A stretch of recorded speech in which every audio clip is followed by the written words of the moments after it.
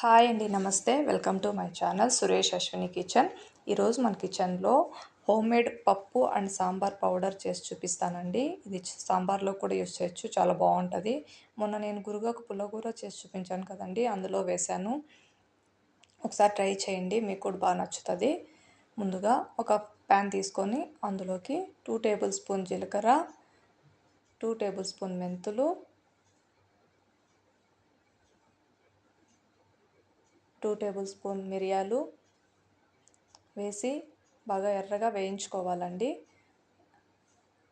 Flame లోలో పెట్టి వేయించుకోవాలండి. High flame పెడితే మాడిపోయే ఛాన్స్ ఉంటుంది. కలుపుతూ వేయించుకోవాలండి.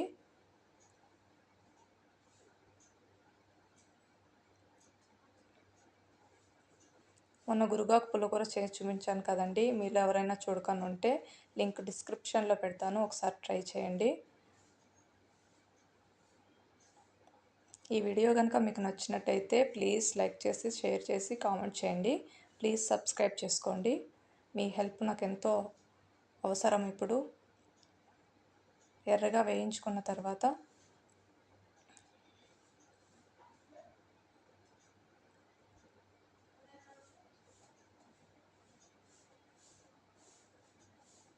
కలుపుతూ వేయించుకుంటూనే ఉండాలండి.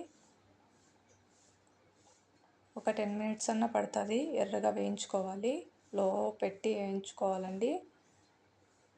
ఎర్రగా వేగిన తర్వాత ప్లేట్లోకి తీసుకొని పక్కన పెట్టుకోవాలి. మళ్ళీ అదే ప్యాన్ పెట్టి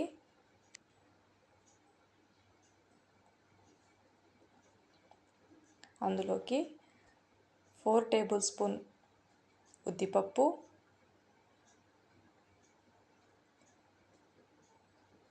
4 టేబుల్ స్పూన్ శనగపప్పు,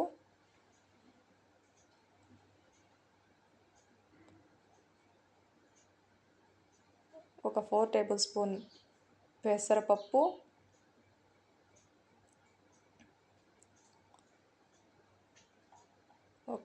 ఒక 4 టేబుల్ స్పూన్ కందిపప్పు,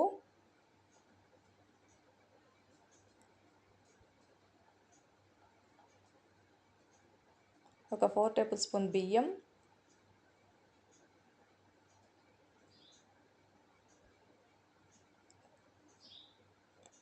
వేసి కలుపుతూ వేయించుకోవాలి. ఫ్లేమ్ సిమ్లోనే పెట్టాలండి, మాడిపోతాయి హై ఫ్లేమ్లో పెడితే. ఇవి కూడా ఎర్రగా వేగిన తర్వాత ప్లేట్లోకి తీసుకొని పూర్తిగా చల్లారనివ్వాలండి. చల్లారిన తర్వాత మిక్సీ జార్ తీసుకొని మిక్సీ పట్టుకోవాలి.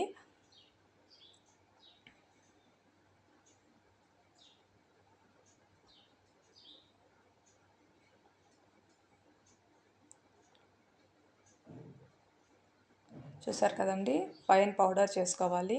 ఇది కనుక స్టోర్ చేసుకుంటే ఒక 2-3 నెలలు నిల్వ ఉంటుందండి.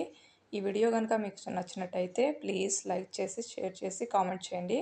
ప్లీజ్ సబ్స్క్రైబ్ చేయండి. Thank you for watching.